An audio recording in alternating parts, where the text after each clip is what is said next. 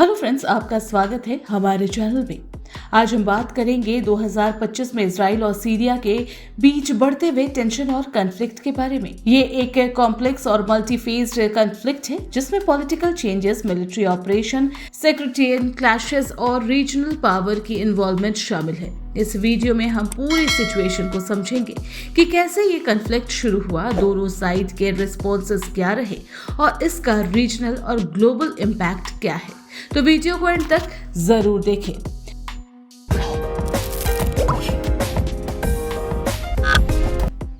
2024 के एंड में Syria president बशर असद के रिग्म और गिरने के बाद सीरिया में नए ट्रांजिशनल अथॉरिटीज का फॉर्मेशन हुआ।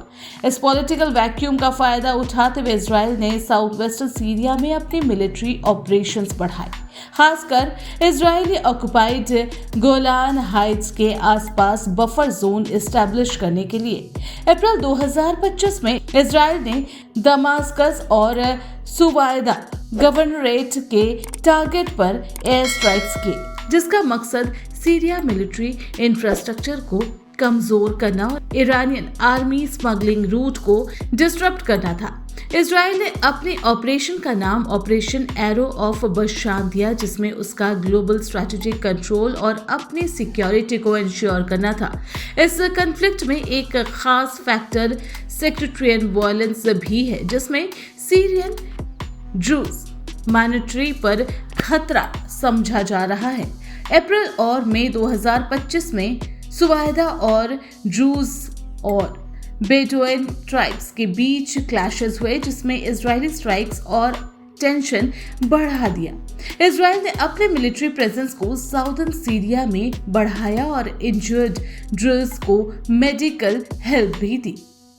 इसके अलावा टर्किश मिलिट्री ने इजरायली ऑपरेशन को इलेक्ट्रॉनिक जैमिंग के जरिए रोकने की कोशिश की, जो रीजनल कॉम्प्लिकेशन को और बढ़ा रहा है। इजरायली स्ट्राइक्स के खिलाफ सीरिया के ट्रांजिशनल अथॉरिटीज ने पावरफुल आवाज उठाई है और इंटरनेशनल ऑर्गेनाइजेशन जैसे यूएन, अरब लीग, गल्फ कोऑपरेशन काउंसिल ने भी कंडेमिंग स्टेटमेंट्स दी। रशिया और ईरान जैसे रीजनल पावर सीरिया के ट्रांजिशनल गवर्नमेंट के सपोर्टिव है और ये इजराइल के एक्शन को डिस्टेबलाइजिंग मानते हैं। इस बीच इजराइल ने 1974 के डिसएंगेजमेंट एग्रीमेंट को वॉइड कर दिया और कहा कि वो अपने सिक्योरिटी जोन को हमेशा के लिए होल्ड करना चाहता है। अब जुलाई 2025 में कॉन्फ्लिक्ट फिर से बढ़ गया है। इजरायली एयर स्ट्राइक्स ने मिनिस्टर ऑफ डिफेंस और पॉलिटिकल टारगेट्स को थ्रेट दिया, जिनमें 200 से ज्यादा सीरियन मारे गए। सीरियन की तरफ से इजराइल को ब्लेम किया गया कि वो लोकल डिस्प्यूट में इंटरफेरेंस करके अपनी टेरिटोरियल कंट्रोल बढ़ा रहा है। इजराइल की ये कैंपेन ईरान के न्यूक्लियर प्रोग्राम और मिलिट्री प्रेजेंस को भी टारगेट करती है, जिसमें उन्होंने जून 2025 में भी कई स्ट्राइक्स किए। इस पूरे कॉन्फ्लिक्ट का रीजनल इम्पैक्ट काफी सीरियस है। इजराइल का गोलान हाइट्स पर परमानेंट कंट्रोल एक मेजर पॉइंट ऑफ कंटेंशन बना हुआ है, जो सीरिया के टेरिटोरियल इंटीग्रिटी के लिए खतरा है। इस कॉन्फ्लिक्ट में सेक्रेटरियल ग्रुप, इस्लामिस्ट मिलिटेंट्स और रीजनल पावर के इन्वॉल्वमेंट इसे एक कॉम्प्लेक्स जियोपॉलिटिकल इशू बना देता है। डिप्लोमेटिक अटेम्प्ट्स चल रहे हैं और भी सस्टेनेबल सीज फायर एस्टैब्लिश हो चुके हैं, लेकिन इजराइल के एक्शन की वजह से मिडिल ईस्ट में फ्यूचर स्टेबिलिटी पर सवाल उठ रहे हैं।